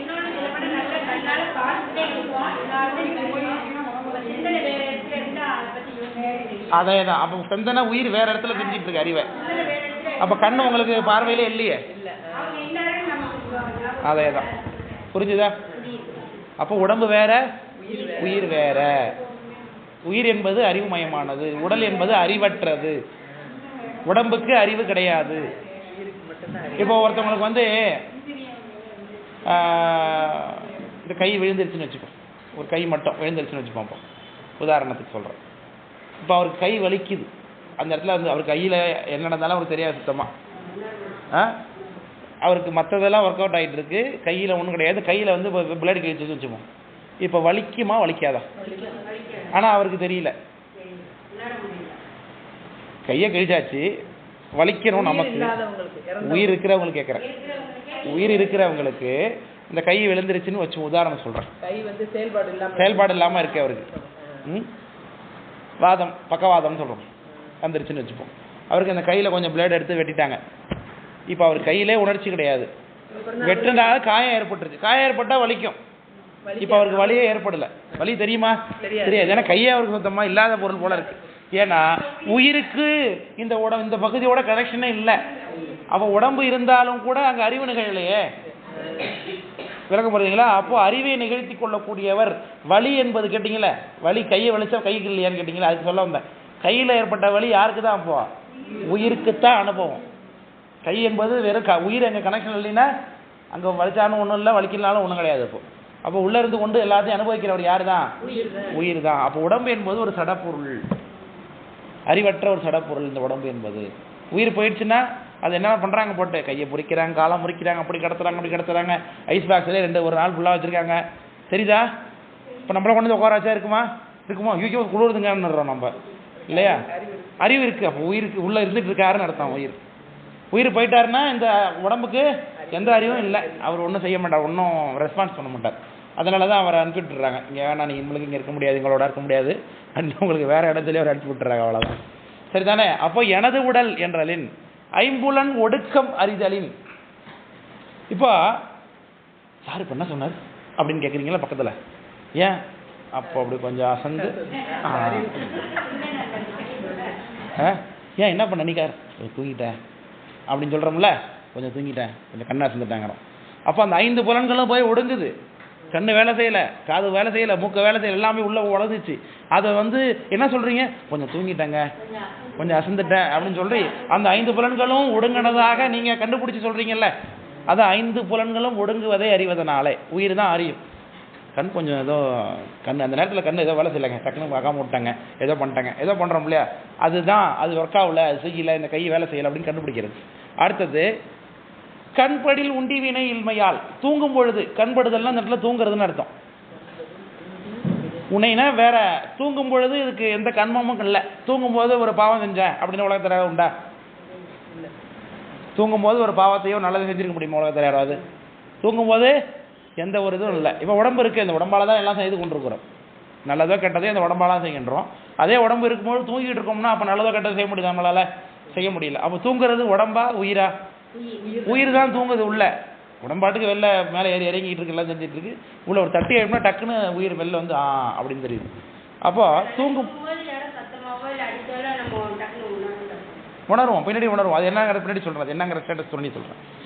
அதனால் இப்போ கண்படில் உண்டிவினை இன்மையின் உணர்த்த உணர்தலின் சொல்லிக் கொடுத்தா தெரிஞ்சுக்கிறதுனால, சொல்லிக் கொடுத்தா தெரிஞ்சு அறிவிக்க அறியும் அப்படின்னு சொன்னேன் ஏற்கனவே ஒரு தடவை இது. அப்போ மாயா எந்திர தனுவின் உள் ஆன்மா. ஆன்மாவானது மாயா எந்திர தனுனா உடம்புன்னு அர்த்தம். இந்த உடம்புக்குள்ள உயிர் இருக்கு அப்படின்னு ஒரு விஷயத்த சொல்றார். அந்த உடம்பு எப்பேற்பட்ட உடம்பா? மாயா எந்திர தனு. கடவுள் அப்படி படைச்சு கொடுத்திருக்காரு நமக்குன்னு சொல்லுகிறார். மாயா எந்திரம்னா மாயை என்கின்ற கருவினாலே இந்த உடம்பு உண்டாக்கப்பட்டிருக்கு, ஃபர்ஸ்ட் விஷயம். ரெண்டாவது ரொம்ப பல மாயமாலங்களை செய்யக்கூடிய அற்புதமானது. காலையில் இட்லி எடுத்து வாயில் போடுறோம், சாம்பாரில் தொட்டு போடுறோம், அதில் பருப்பு இருக்குது, கொஞ்சம் எண்ணெய் இருக்குது, அப்புறம் கொஞ்சம் தண்ணி இருக்குது, அதில் கொழுப்பு எல்லா சத்தும் கலந்து தான் சாம்பார் இருக்குது. சாம்பார் இருக்குது போட்டதுக்கப்புறம் கொழுப்பை தனியாக பிரித்து எடுத்துக்கோ, அது புரோட்டீனை தனியாக எடுத்துக்கோ, கார்போஹைட்ரேட் இட்லி இருக்க தனியாக எடுத்துக்கோ, உளுந்துல இரும்பு சத்தை தனியாக எடுத்துக்கோ அப்படின்னு உள்ள சொல்லிகிட்டு இருக்கோமா? அது பாட்டுக்கு தானாக எடுத்துக்கிட்டு இருக்கு, எல்லா வேலையும் செஞ்சு நடந்துட்டு இருக்கு. உள்ள கையில் டக்குன்னு ஒரு பிளேட் எடுத்து கிழிச்சு, ஏதோ கிழிச்சிருச்சு, காயமாக இருக்குது, சரி விட்டுற மருந்து போடுற 2 நாள் கழிச்சு 4 நாள் கழிச்சு நீ ஆறிடு, சீக்கிரம் ஆறிடு அது சொல்லிட்டு இருக்கோமா? எத்தனை நாள் கழிச்சு தானாகவே அது ஆறி நல்லா ஆகிடுது, வழக்கம் போல் ஆகிடுது. உங்களுக்கு ஏதாச்சும் இன்ஃபெக்ஷன் ஆகுது அப்படிங்கிறாங்க டாக்டர்ஸ்கிட்ட போனால், உடனே என்ன பண்ணுறாங்க, அதுக்காக ஒரு ஆன்டிபயோட்டிக் கொடுக்குறாங்க. ஆன்டிபயோட்டிக் கொடுக்கவே இல்லைனாலும் என்ன ஆகிடும், அது உடம்பு தானாகவே 2 நாளில் அது சரியாகி ரெக்கவரி ஆகிடும். உள்ளுக்குள்ளேயே வச்சுருக்காரு எல்லாமே கடவுள். இப்படி மாயா எந்திரம், ஒரு மெஷினரி போல செய்யக்கூடிய உடம்பு அப்படின்னு கடவுள் சொல்கிறார். இந்த உடம்பு எப்படிப்பட்டதாக இருக்குதா? ஒரு மாயா எந்திரம், ஆட்டோமேட்டிக்காக இயங்கக்கூடிய எல்லா விஷயங்களும் ஒரு மெஷின் போல் அழகாக இருக்குது. தண்ணி குடிக்கிறோம், அந்த தண்ணியிலேருந்து ஃபில்டர் பண்ணி அந்த தண்ணி அழகாக இதில் சத்தம் மட்டும் எடுத்துக்குது, திரும்ப தண்ணியாகவே வெளில வந்துடுது. தேவையான சத்தம் எடுத்து தண்ணியாக வெளில வந்துடுது. திடப்பொருளாக உள்ளே போடுறோம், திடப்பொருளையும் தேவையான சத்தம் எடுத்து திடப்பொருளாக வெளில அனுப்பிடுது இல்லையா? எவ்வளவு ரெக்கவரி இந்த உடம்புல, எவ்வளவு நல்லது சாமி வச்சுக்காரு நமக்கு. அப்ப மாயா எந்திர தனுவின் உள் ஆன்மா. உள் ஆன்மானா உள்ள ஒருத்தர் இருக்கார், உடம்புன்னு அர்த்தம். தனுனா உடம்பு. விளக்கம் புரியுதுங்களா? அப்போ இதுல இருந்து என்ன தெரியுது நமக்கு? உடம்பும் உயிரும் வேற வேற பொருள். இதுல என்ன ஒரு பொருள் சார்? வேற வேறன்னா இப்போ நான் வேற என் உயிர் வேறையா சார் அப்படின்னு கேள்வி கேட்பீங்க. இங்க நானு எதை நீங்க சொல்லுக்கிறீங்களோ அவரு தான் உயிர். இப்போ நானும் நீங்க உடம்பை நினைச்சிட்டு இருக்கீங்க, அது இல்லைன்னு நான் சொல்றேன். இப்போ விளக்கம் புரியுதுங்களா? இதுல என்ன ஒரு வித்தியாசம்னா, இந்த ரெண்டு பேரும் சேர்ந்து இருந்தாதான் மதிப்பே. இங்க ரெண்டு பேருக்குமே உயிருக்கு தனியா உடம்பு இல்லாம மதிப்பு கிடையாது, உடம்புக்கு உயிர் இல்லாம மதிப்பு கிடையாது இல்லையா? நேற்று ஒருத்தர் வந்து போயிட்டார், அவரை கொண்டு போய் எல்லாம் முடிச்சாச்சு, எல்லாம் அடக்கலாம் முன்னாச்சு, எல்லாம் முன்னாச்சு. இன்னைக்கு 2ஆம் நாள் இங்க வந்து நிக்கிறாரு. ஒரு போ வாங்க வாங்க உட்காருங்கன்னு சொல்லுவோமா? ஏன் உடம்பு இல்லை, அவருக்கு உடம்பு இல்லை இல்லையா? சரி, உயிர் போயிட்டுது, உடம்பு காலம் வந்து உடம்போட தான் வாழ்ந்தோம். அதனால அந்த உடம்புக்கும் மதிப்பு கிடையாது. ஸோ இது ரெண்டுமே எப்படி சம்பந்தப்பட்டிருக்கும்? அத்துவிதமா சம்பந்தப்பட்டிருக்கும். அத்துவிதம்னு சொல்லுவோம், அத்வைதம். ரெண்டு பொருளா இல்லாத மாதிரி ஒன்றாக இருப்பது போலவே. பிரித்தா பொருள் இல்லை இல்லையா? ஆனா ரெண்டுமே தனித்தனி பொருள் தான். ரெண்டு இல்ல இல்ல அது வேற சொல்றேன். இப்ப இந்த சொல்லுக்கு மட்டும் அர்த்தம், இந்த சொல்லுக்கு மட்டும் அர்த்தம் பண்ணிக்கங்க நீங்க. அத்வைதம்னா ரெண்டு இல்ல அப்படின்னு அர்த்தம். இப்ப நமக்கு சம்பந்தத்தினாலே அத்வைதமா இருக்கு. உயிர் வேற தனி பொருள் தான், உடம்பு தனி பொருள் தான். ஆனா ரெண்டுமே இப்போ சம்பந்தப்பட்ட இடத்துல அளவுக்கு ஒர்க் பண்ணும்பொழுது மட்டும் எப்படி இருக்காங்க? ரெண்டு பேரும் அத்வைதமா இருக்காங்க. ரெண்டு பேரும் சேர்ந்து இருந்தா தான் வேலை செய்யலாம், இல்லைன்னா வேலை செய்ய முடியாது. அதனால அத்வைதம் போலன்னு சொல்லுகின்றோம். ஆனா உள்ளபடியே ரெண்டு பேரும் என்னதான்? தனித்தனி பொருள் தான், அதெல்லாம் மாற்றம் கிடையாது. துவைத்தம்னா ரெண்டு, ட்வைஸ் அந்த சொல்ல இருந்து வருது. ட்வைஸ்னா 2, துவைத்தம்னா ரெண்டு, அத்வைதம்னா ரெண்டு இல்லைன்னு அர்த்தம். ரெண்டு இல்லைங்கும் போது என்னவா இருக்கலாம்? அது ஒன்னா இருக்கும். அப்படிங்கிறதுனால சம்பந்தம் அந்த உடம்பு உயிர் சேர்ந்து இருக்கும் போது மட்டும் ரெண்டு எப்படி சம்மந்தப்பட்டிருக்கு? அத்வைதமா சம்மந்தப்பட்டிருக்கு. ஏன்னா இது இல்லைன்னா அதுக்கு வேலை கிடையாது, அது இல்லைன்னா இதுக்கு வேலை கிடையாது. ஆனாலும் ரெண்டு பேரும் எப்படிதான் தனிப்பட்ட பொருள் தான். இப்போ ஆசிரியர் இல்லைன்னா மாணவருக்கு வேலை உண்டா? மாணவர் இல்லைன்னா ஆசிரியருக்கு வேலை உண்டா? ரெண்டு பேரும் தனித்தனி பொருள் தானே. ரெண்டு பேரும் ஒண்ணா? ஆசிரியர் மாணவர் ஒண்ணா? இல்லையே. நானே மாணவராக இருந்து நானும் ஆசிரியர் இருக்க முடியுமா? இல்லையா? இப்போ நான் வந்தாதான் நீங்க இங்க உட்காருவீங்க, நீங்க வந்து இங்க உட்கார்ந்தாதான் நான் வந்து இங்க உட்காரலாம். இப்போ ரெண்டு பேரும் தனித்தனி பொருளாக இருந்தாலும் வேலை செய்யும் போது மட்டும் ரெண்டு பேரும் ஒரே மாதிரி இருக்கும் இல்லையா? அதுதான் அந்த அத்வைதமா அந்த இடத்துல ஒர்க் ஆகுறாங்கன்னு சொல்றோம். விளக்கம் புரியுதுங்களா? அதான் மாயா எந்திர தனுவினுள் ஆன்மா என்று சொல்லுகிறார். விளக்கம் புரியுதுங்களா? இப்போ இது மூலமா உங்களுக்கு என்ன தெரியுது? இப்போ சொன்னதுல என்ன உங்களுக்கு கன்க்ளூஷனா தெரியுது? அவ்வளவுதான். இப்ப தெரிஞ்சுக்க வேண்டியது என்ன? நீங்க தெரிஞ்சுக்கிட்டு இருக்கீங்கப்பா, உடம்பு வேற உயிர் வேற. அதுல கிளியரா இருக்கீங்க இல்லையா? சரி. இப்ப அடுத்தது இன்னொரு பாட்டு, உயிரினுடைய தன்மைகளை பத்தி பேசும்பொழுது பாட்டு சொல்றேன், எழுதிக்கிங்க. தன்மை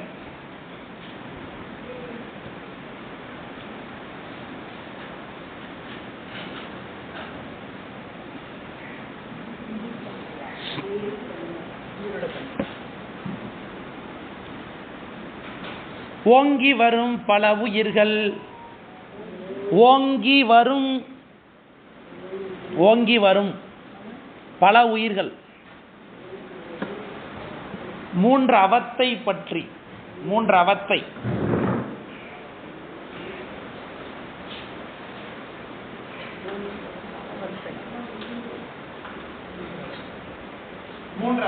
பற்றி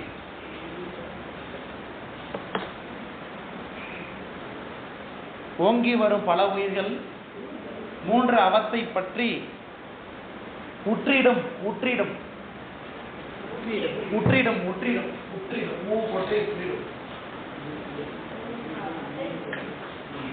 மூன்று அவத்தை பற்றி உற்றிடும் கேவலம் கேவலம்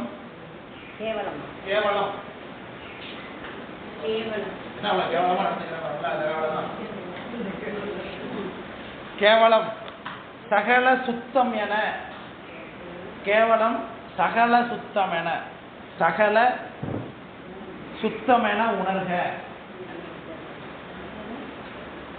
சகல சுத்தம் என உணர்க.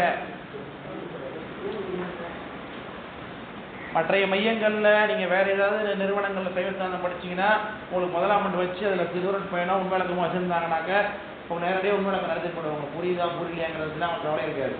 வேணா இன்றைக்கி உங்களை ஆமாம் சார் அப்படின்னு அவங்க விளையாடுற அளவுக்கு அவங்கள திருப்திப்படுற மாதிரி வச்சுட்டு அவங்க கிளம்பிடுவாங்க. அவ்வளோதான் முடிஞ்சிட்டு. ஆனால் இங்கே உங்களுக்கு இவ்வளோ தூரம் ஒரு பாடம் நடத்துறதுக்கு முன்னாடி உயிர்களை பற்றி இவ்வளோ விஷயமும் இருக்குது தெரிஞ்சுக்கிட்டதுக்கு கூட தான் சாஸ்திரத்துக்குள்ளே போகிறோம் அப்படிங்கிறது நம்ம வகுப்பு தான், நம்ம தர்மியாத வகுப்பு தான். அதனால் அதை பயன்படுத்திக்கணும். அதுக்காக தான் சொல்கிறேன். இதுக்கு பார்த்தீங்களா இதில் இந்த நோட்ஸ்லாம் உங்களுக்கு திரும்ப கிடைக்காது, வேறு எங்கேயும் போனீங்கன்னா அது கிடைக்காது உங்களுக்கு. புற்றிடம் கேவல சகல சுத்தம் என உணர்க. சரியா? அடுத்தவர் ஈங்கு வரும். ஈங்கு வரும். ஈங்கு வரும்.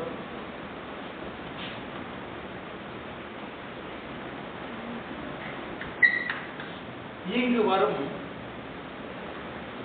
கலாதியோடு. கலாதியோடு. கலாதி. கலாதி.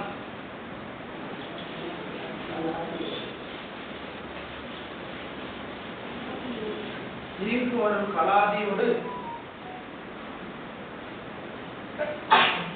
குறி உருவம் ஒன்றும் இன்றி. குறி உருவம் ஒன்றும் இன்றி. குறி குறி குறி குறி உருவம் ஒன்றும் இன்றி. குறி குறி குறி குறி உருவம் ஒன்றும் இன்றி. மலம் அன்றி. மலம் அன்றி. மலம் அன்றி. ஆமாம், மலம் அன்றி ஒன்றும் இல்லை. மலமன்றி ஒன்றும் இல்லை. சார் கொஞ்சம் எக்ஸ்டெண்ட் பண்ணுங்க, உட்கார்றதுக்கு இடம்ல பாருங்க.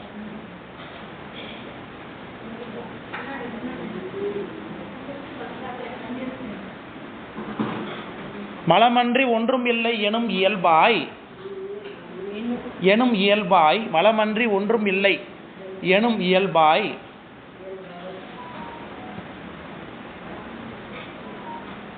ஆங்கு அறிவை. ஆங்கு அறிவை. ஆங்கு அறிவை. அறிவரியன். அறிவரியன். ஆங்கு அறிவை. அறிவ அரியன். அறிவு அரியன்.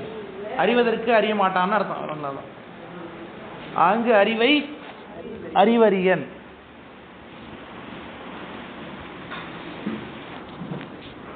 அரிகருவி அணையா. அரிகருவி அணையா. அரிகருவி அணையா. அரிகருவி அணையா. ஆதலினால். ஆதலினால். ஆதலினால் இருள் மருவும்.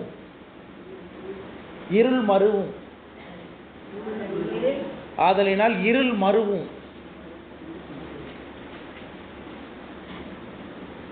இருள் மருவும் அலர்விழி போல். அலர்விழி போல். அலர்விழி போல். இருள் மருவும் அலர்விழி போல் அதுவாய். அதுவாய் நீங்கும் வகையின்றி.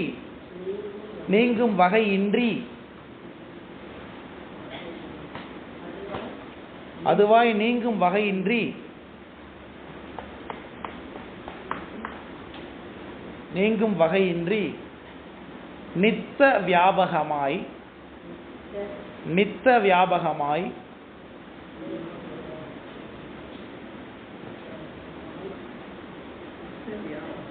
நித்த வியாபகமாய். நித்த வியாபகமாய் அங்கன் நிற்பது. அங்கன் நிற்பது.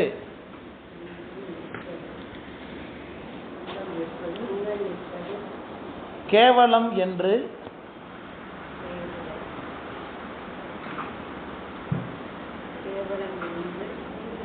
கேவலம் என்று நிகழ்த்தும் நூலே.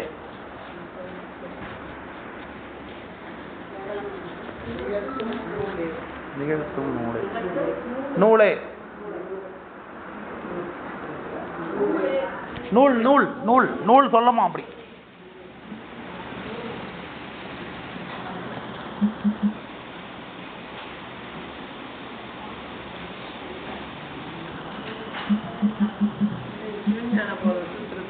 சிவஞான போதான்ல இது சொல்.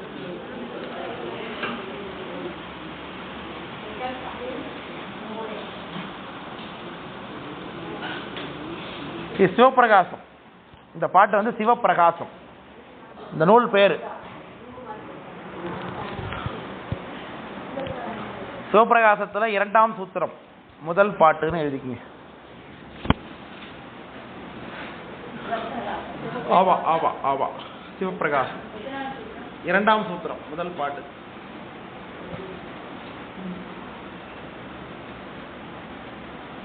இந்த பாட்டுல முதல் வரி என்ன வருது?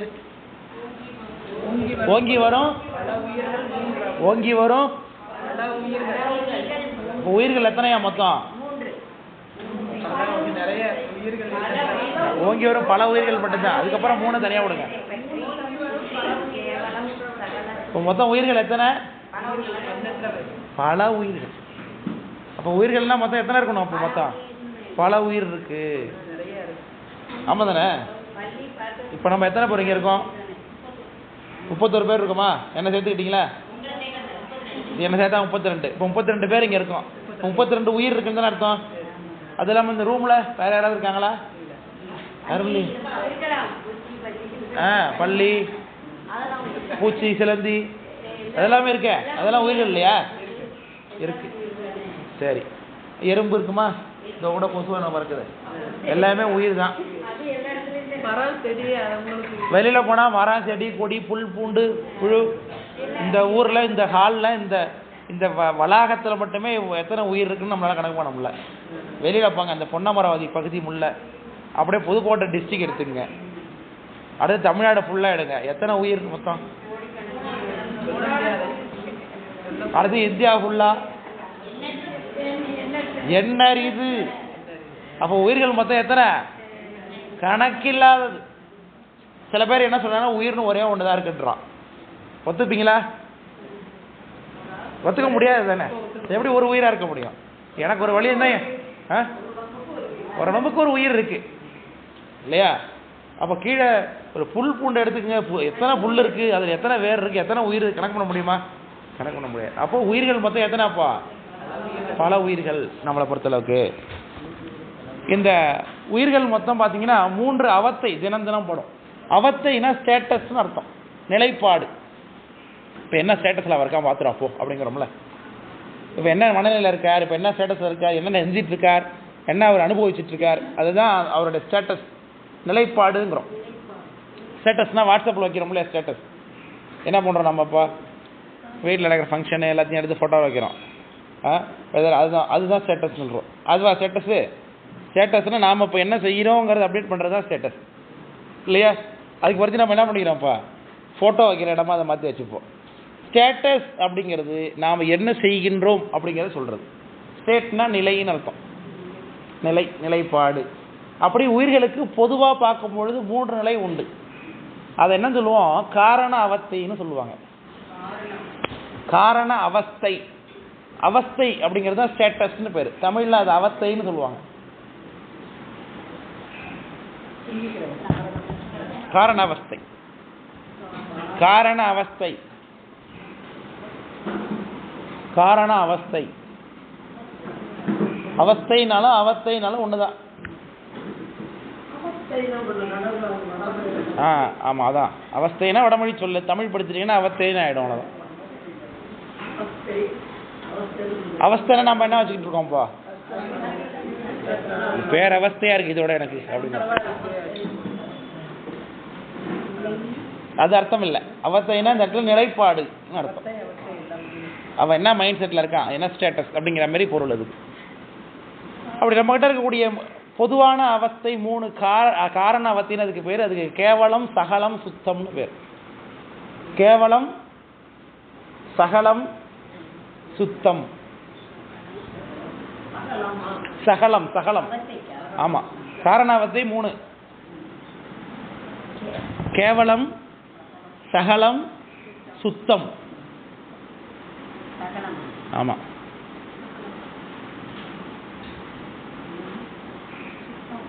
கேவலம், சகலம்,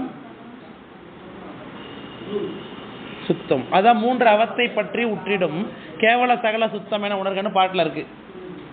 பாட்டு பாட்டு எழுதுனீங்களா? இப்போ அந்த பாட்டில் வரி இருக்கு பாருங்க. 3 அவத்தை உற்றிடும் கேவல சகல சுத்தம் என எழுதிருக்கீங்களா? அதான் சொல்றோம். இப்போ கேவலம்னா என்ன? நமக்கு கேவலம்னா என்ன சொல்லுவோம்? தகதா செயல். அது ரொம்ப கேவலம். அது கேவலமான செயல். உங்களை வந்து மதிக்க மாட்டாங்க. ஏன் மதிக்க மாட்டாங்க? ரொம்ப அவங்களுடைய ஒழுங்கு சரியில்லை அப்படின்னு கேவல நிலைக்கு அந்த நிலைக்கு தள்ளப்பட்டு அப்படின்னு நம்ம சொல்லிவிடுறோம் இல்லையா? கேவலங்கிற பொருள் என்ன போயிடுச்சுன்னா, ஆக்சுவலாக கேவலங்கிற சொல்லுக்கு தனிமைன்னு அர்த்தம். தனிமைன்னு தான் அர்த்தம் கேவலங்கிறது.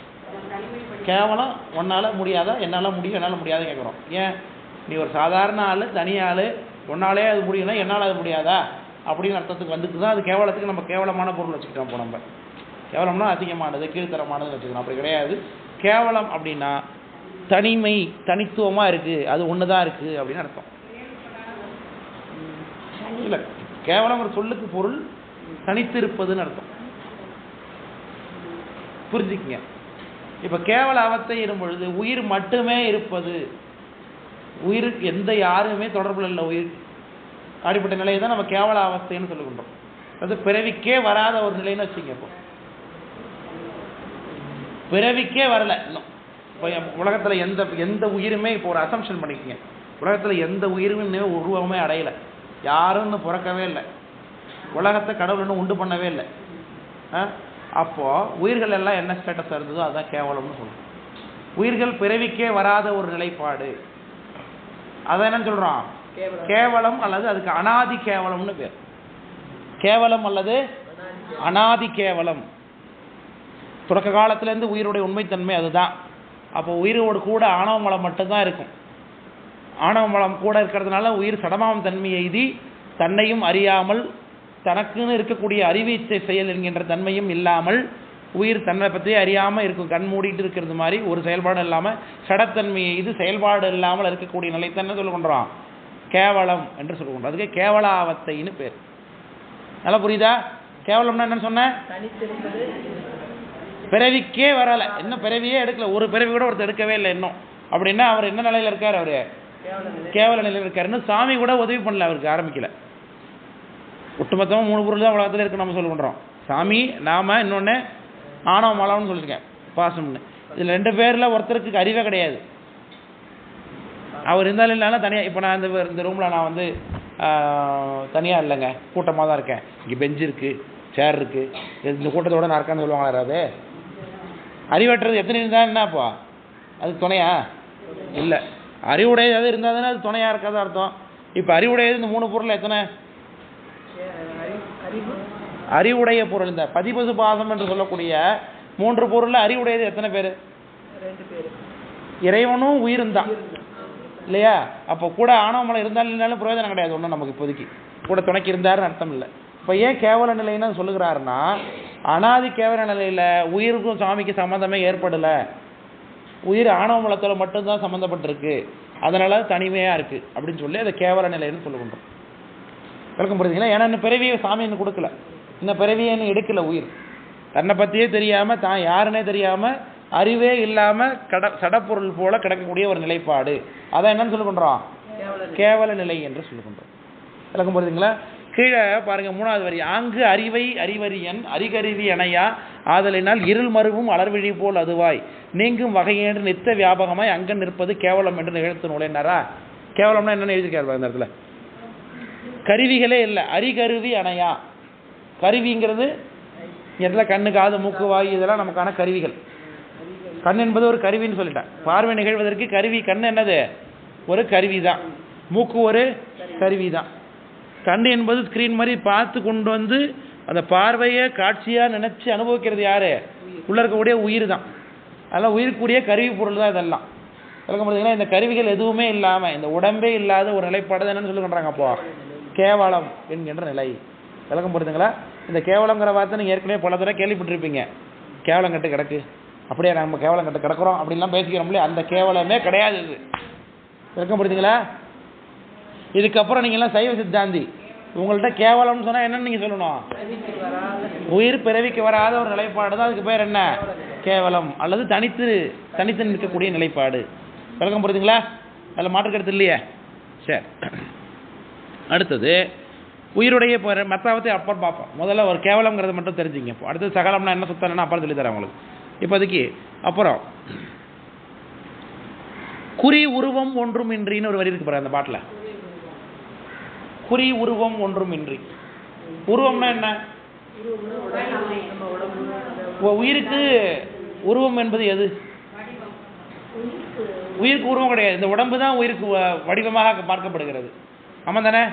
இந்த உடம்பு இருந்ததுன்னா உயிருக்கு வடிவம் உண்டு, இல்லைன்னாக்க வடிவம் கிடையாது. அப்போ கேவல நிலையில் வடிவம் உண்டா உயிருக்கு? ஏன் இல்லை? பிறவிக்கே என்ன வரல. Very good. பிறவிக்கே வரலங்கும் போது அதுக்கு உடம்பு எப்படி இருக்க முடியும்? அப்போ என்னது? அப்போ அதுக்கு உருவம் கிடையாது.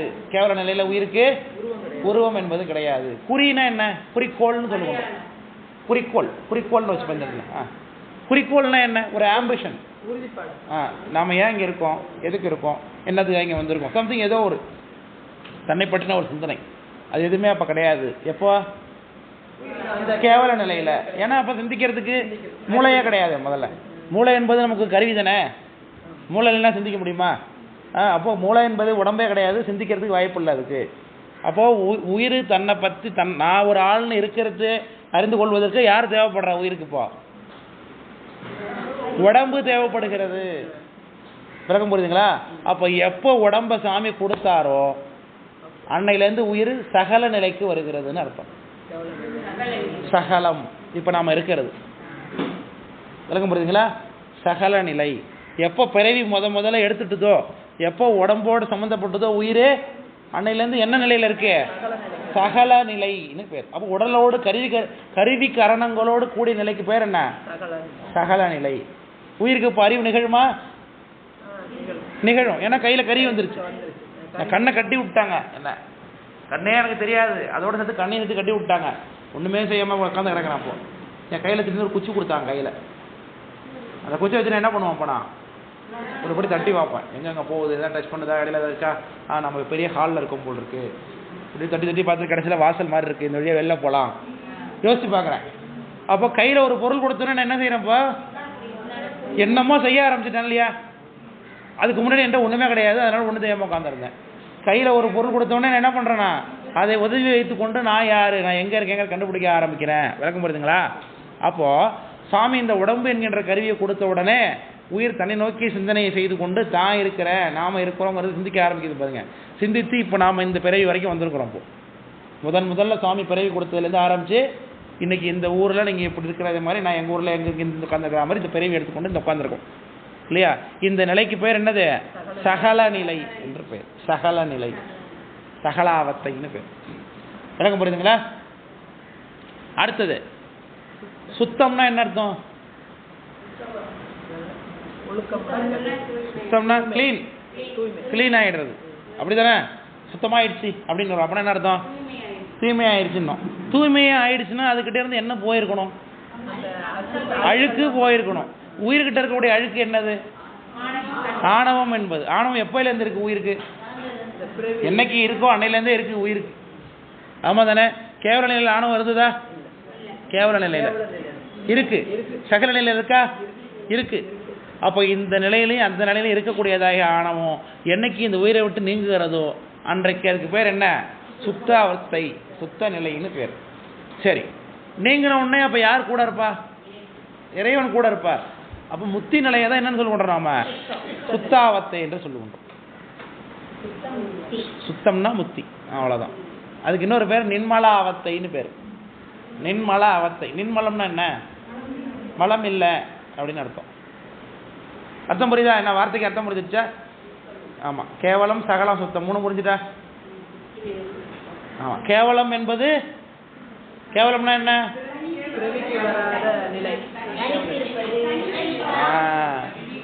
அவ்வளோதான். அப்போ உயிரோட என்னதான் இருக்கும்? அப்போ ஆணவமலம் மட்டும் இருக்கும். Very good, very good, very good. அவ்வளோதான். இதெல்லாம் நீங்கள் புரிஞ்சுக்கிட்டீங்கன்னா சைவ சித்தாந்தி அரை கடனை முக்கா கடனை தாண்டிட்டீங்கன்னு அர்த்தம். இந்த கேவலம் சகலம் சுத்தத்தை புரிஞ்சுக்கிட்டீங்கனாலே உங்களுக்கு ஆமாம் சுத்தமாகிட்டுன்னு அர்த்தம். அடுத்தது சுத்தம்ங்கிறது சுத்தங்கிறது நம்மள அழுக்கு ஆணவங்கிற அந்த அழுக்கு நீங்கிருச்சுன்னா நம்ம சுத்த நிலை முக்தி நிலை. முக்தினா இப்ப யார் கூட இருப்பா? இறைவன் தான் கூட. இறைவன் கூட இருக்கார். சகலம்னா சகலம்னா நம்ம உடம்பு பெற்றது கருவி காரணங்கள் பெற்றதுனால நம்ம ஆணவமலம் இருக்குமா? அப்போ இருக்கும். சாமி இருப்பாரா? சாமி இருப்பார். சாமி இருக்கார். இப்போ 2 பேரும் இருக்காங்க. அப்போ இப்ப 2 பேர் இருக்கிறதுனால உயிருக்கு என்ன பேர் வரும்? 2 பேருக்கும் உயிர். இப்போ பக்கத்துல தொடக்கத்தில இருந்தே ஆணவ மூலமும் இருந்துச்சு, சடப்பொருள் அது அறிவில்லாதது ஆணவ மூலம். இப்ப சகல நிலையில ஆணவ மூலம் இருக்கு. சாமி வந்து சேர்ந்துக்கிட்டார் உயிருக்கு. இப்ப அறிவும் நிகழுது, அறிவில்லாத தன்மை இருக்குது. 2 தன்மை இருக்கா உயிருக்கு? இப்போ ஆணவ மூலம்னா அறிவே கிடையாது சுத்தமா, சாமின்னா அறிவு மட்டும்தான். இப்ப நமக்கு இப்ப சகல நிலையில என்னென்ன வந்திருக்கு? கொஞ்சம் அறிவும் ஏற்பட்டிருக்கு, கொஞ்சம் சாமி சம்பந்தமான ஏற்பட்டிருக்கு, இன்னொன்று ஆணவம் இல்லாத ஆணவ தன்மையும் இருக்கு இல்லையா? அதனால உயிருக்கு சத்து அசத்துன்னு பேர். உயிருக்கு சத்துனா நிலையானது, அசத்துனா நிலையற்றது.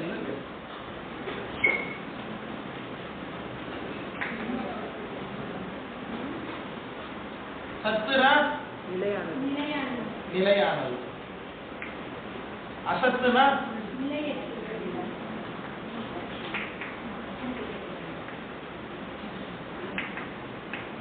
இது பதி சிவபெருமானம், இது ஆணவத்தை குறிக்கும்.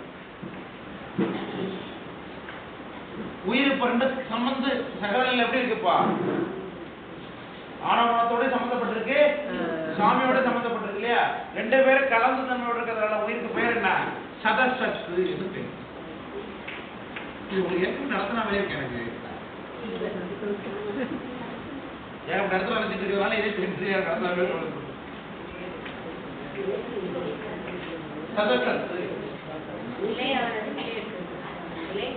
மாற்றத்துக்கு உட்பட்டது, மாற்றத்துக்கு உட்படாதது அர்த்தம்.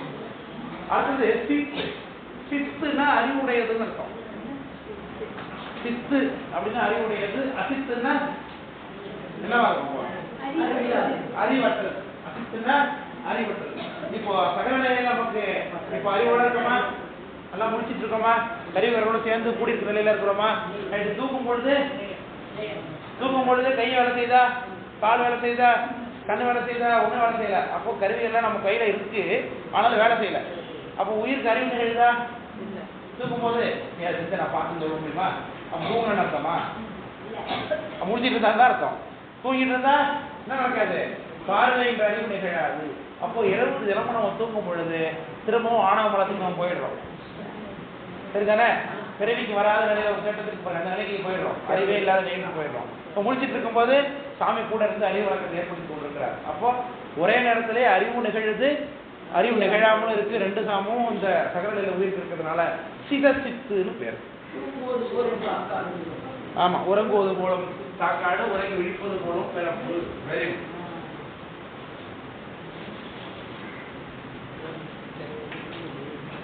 அடுத்த டாபிக்ல போறோம்னா அதுக்குள்ள பேசி கொடுத்துருவோம். அடுத்த காரியவாசி பேசும்போது அதை சொல்லுவோம். சித்து அப்ப சிதசித்துனா என்னன்னு கேட்டா என்ன எழுதுவீங்க? சகல நிலையில் இருக்கிறது. சதசித்துனா யாருன்னு கேட்டா என்ன எழுதுவீங்க?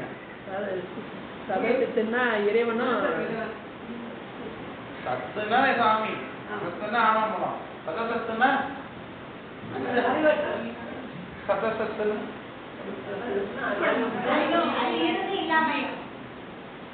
ரெண்டும் ஒண்ணுதான். இப்ப அதான் சொல்லிட்டு இருக்கோம். உயிர் தான், உயிருக்கு தானே 2 இருக்கு. சாமினா அவருக்கு அறிவு மட்டும்தான் இருக்கும், ஆணவமலம்னா அதுக்கு அறிவு இல்லாத தன்மை மட்டும்தான் இருக்கும். இப்போ நம்ம இந்த பிறவி இந்த சகல நிலையில உயிருக்கு அறிவுடைய தன்மை இருக்கு, அறிவுடைய தன்மை இருக்கு. அதனால சதசத்து. இப்போ சிதசித்துன்னு பேர். சித்துன்னா அறிவு, அசித்துன்னா அறிவு. சத்து அப்படின்னா நிலையுடையது, நிலையற்றதுன்னு அர்த்தம். சத்து அசத்து. சித்து அப்படின்னா அறிவு, அறிவற்றதுன்னு அர்த்தம்.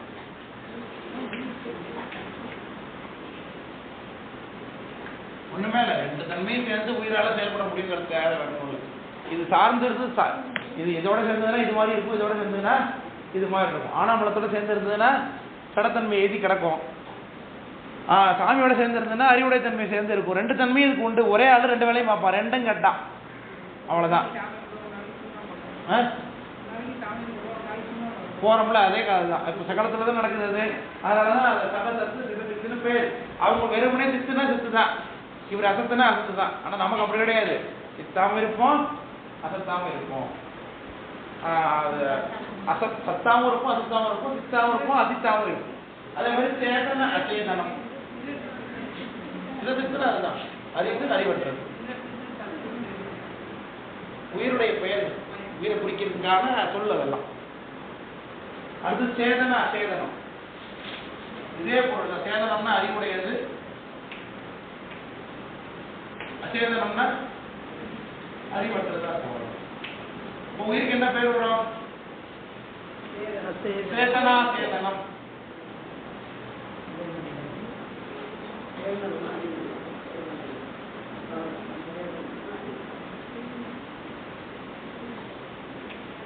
சேதனா சேதனம் அப்படின்னா உயிரை குறிக்குது. சத்துன்னு மட்டும் சொன்னீங்கன்னா சாமியை குறிக்கும், அசத்துன்னு சொன்னீங்கன்னா ஆணவமலத்தை குறிக்கும், சத்துன்னு சேர்த்து சொன்னீங்கன்னா உயிரை குறிக்கும், அவ்வளவுதான். சித்துன்னு சொன்னீங்கன்னா சாமியை குறிக்கும், அசித்துன்னு சொன்னா ஆணவமலத்தை குறிக்கும், சித்துன்னு சேர்த்து சொன்னா உயிரை குறிக்கும். சேதனம்னா அறிவுடைய பொருள் சாமியை குறிக்கும், சேதனம்னா அறிவற்றது ஆணவமலத்தை குறிக்கும். சேதனா சேதனம்னா உயிரை குறிக்கும். ரெண்டு தன்மையும் இருக்கக்கூடிய உயிரை குறிக்குது. அப்போ உயிருக்கு என்ன தன்மை இருக்குது? அறிவுடைய தன்மையும் உண்டு, அறிவற்ற தன்மையும் இருக்கு. உயிரால அதை கேப்பபிள் அந்த இருக்கு, அந்த மாதிரி இருக்குன்னு.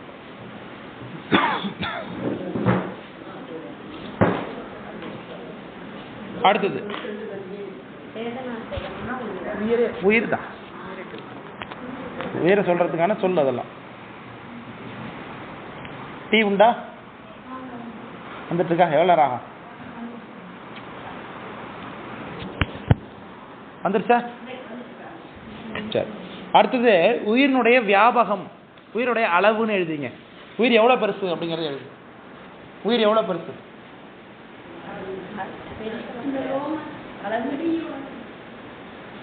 அப்படி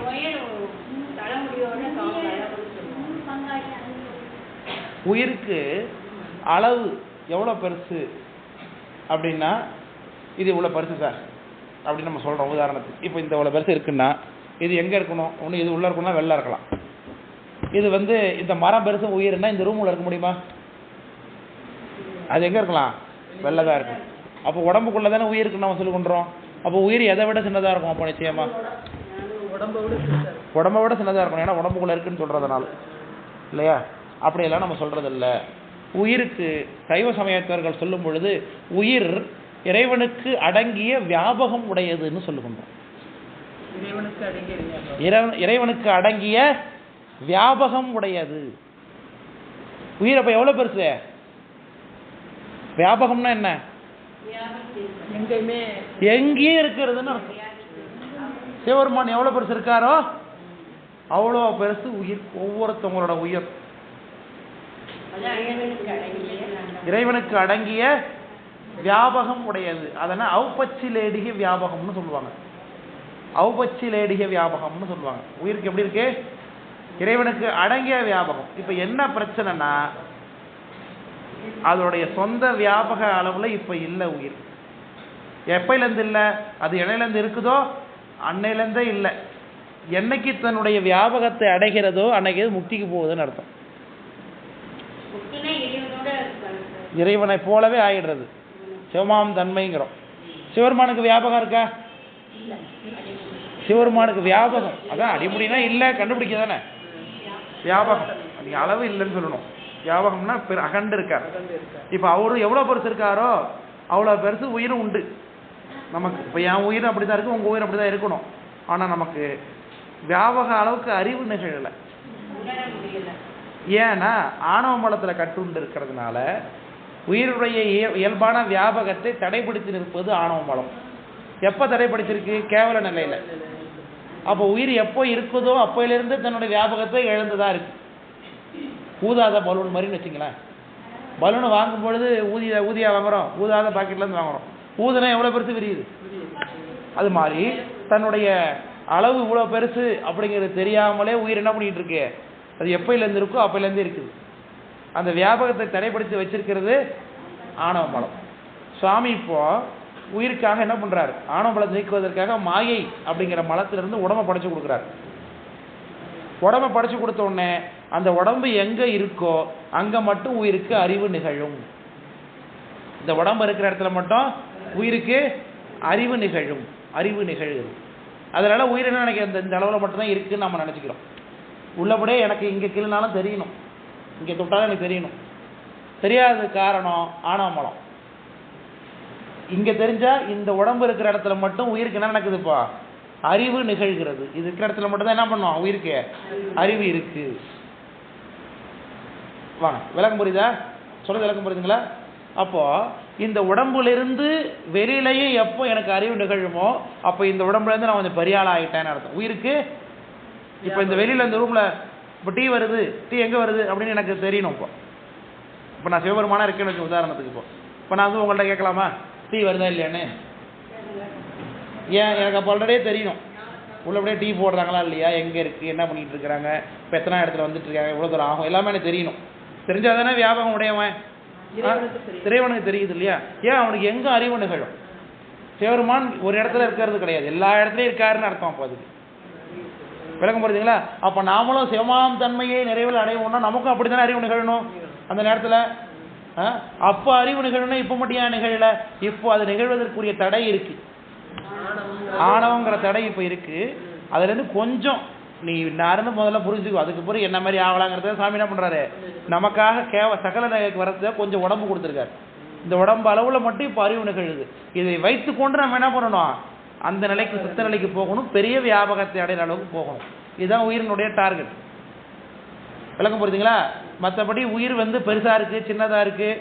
திருமூலர் சொல்கிறார், பசுவினுடைய உடம்பு மயிரை கீறினா அது சூக்கும தேகத்தினுடைய அளவு தான், உயிரினுடைய அளவு கிடையாது. அது உயிருக்கு வடிவமே இல்லைங்கும் பொழுது அளவு எப்படி சொல்ல முடியும்? அதனால் உயிருடைய அளவு வியாபகம். சைவர்கள் சொல்வது என்ன, வியாபகம். ஆனால் வியாபகம் இறைவனுக்கு அடங்கிய வியாபகம். ஆனால் எப்போலேருந்து இருக்குது, எப்போ இருக்குது உயிருக்கு வியாபகம்? தன்னுடைய வியாபகத்தை எப்போ மட்டும்தான் இது அனுபவிக்க முடியும்? முத்தி நிலை, சுத்த நிலையில மட்டும்தான் அனுபவிக்க முடியும் இல்லையா? இப்போ எனக்கு வியாபகம் இருக்குன்னா நான் எப்போதான் அனுபவிக்கலாம்? அதை முத்தியில மட்டும்தான் அனுபவிக்கலாம். இப்போ சகலத்திலையும் அனுபவிக்கணும். உடம்பு இருக்கே, உடம்பு இருந்தாலே இந்த உடம்பு அளவில் மட்டும்தான் இயங்கும்னு அர்த்தம். வியாபக அறிவு இதுக்குள்ள மட்டும்தான் இருக்கும். விளக்கம் புரியுதுங்களா? அப்போ இந்த உடம்பு அல்லாமலும் எனக்கு எப்போ அறிவு நிகழ்கிறதோ அப்போதான் நான் என்ன பண்ணுறேன்னா முத்தி நிலைக்கு போகிறேன்னு அர்த்தம். அதை தான் அப்பர் சாமி புராணத்தில் கடைசியில் அப்பர் சாமி திருப்புகலூர் சாமிகிட்ட ஐக்கியமாக சொல்லுவாங்க, நன்னறிய சிவானந்த ஞான வடிவேயாகி. ஒரு வடிவம் என்ன ஆகிட்டு தான் இப்போ ஞான வடிவேயாகினர். அப்படி எப்போ இந்த வடிவத்திலிருந்து மாறி ஞான வடிவமாகி அருள் திருமேனி அருள் வடிவமாக இந்த உலகம் ஃபுல்லாகவும் நடந்து, சனி கோளில் என்ன நடந்தாலும் நமக்கு தெரியுமோ, இன்றைக்கி ஒரு அமெரிக்காவில் எது நடந்தாலும் தெரியுமோ, இன்றைக்கி புதுக்கோட்டையில் எது நடந்தாலும் இப்போயே நமக்கு தெரியும். அப்படிங்கிற அறிவு, பரந்த அறிவு எப்பொழுது ஏற்படுகிறதோ அப்போ தான் அதை என்னன்னு சொல்ல பண்ணுறோம், சுத்த நிலை, வியாபகம். ஸோ அதுக்கு உரிமையுடைய பொருள் நமக்கு சொந்தமானது தான் அது. ஆனால் அது அடைய விடாமல் தடுத்து வச்சிருக்கிறது ஆணவம். தடுத்து வச்சிருக்கிற நிலைக்கு பேர் கேவல நிலை. Very good. இப்போ கொஞ்சம் நமக்கு வியாபகம் கிடைச்சிருக்கு. எந்த அளவில்? Very good. இந்த உடம்பு அளவில் மட்டும் கிடைச்சிருக்கு. இப்போ உடவுலேருந்து நம்ம என்ன பண்ணிக்கணும், விருத்தி பண்ணிக்கிட்டு இறைவன்கிட்ட சென்று அடைய வேணும். அதான் என்னென்னு பேர், சுத்த நிலை என்று பேர். விளக்கம் புரியுதுங்களா? இந்த 3 அவத்தைகளுக்கும் பேர் என்னது, காரண அவத்தைகள்னு பேர். காரண அவத்தைகள் பொதுவாக எல்லாருக்கும் உண்டு. இப்போ நம்ம எல்லாரும் எந்த அவத்தில் இருக்கோம்? இப்போ இதில் இந்த 3த்தில் எதில் இருக்கோம்? சகலத்தில் இருக்கும். அதில் மாற்றம் இல்லையில? இப்போ சகலத்தில் தானே இருக்கும், சுத்தத்தில் இருக்கோமா இல்லையா? நீங்கள் சுத்தத்தில் இருந்தீங்கன்னா அது உங்களுக்கு தான் தெரியும், எனக்கு தெரியாது இப்போ இல்லையா? நிச்சயமாக கேவலத்தில் கிடையாது, ஏதோ பிறவி இருக்குது தெரிஞ்சாச்சு இல்லையா? அதனால் இப்போ நம்ம எல்லாரும் எந்த அவத்தில் இருக்கிறோம்? சகலாவத்தில் இருக்கோம். இந்த சகலாவத்திலே இப்போ எல்லாம் டீ சாப்பிட்டு வந்துடுங்க. அதுக்கு பிறகு மற்றதை பார்ப்போம். அடுத்து காரியாவத்தையில் என்னங்கிறத பார்ப்போம்.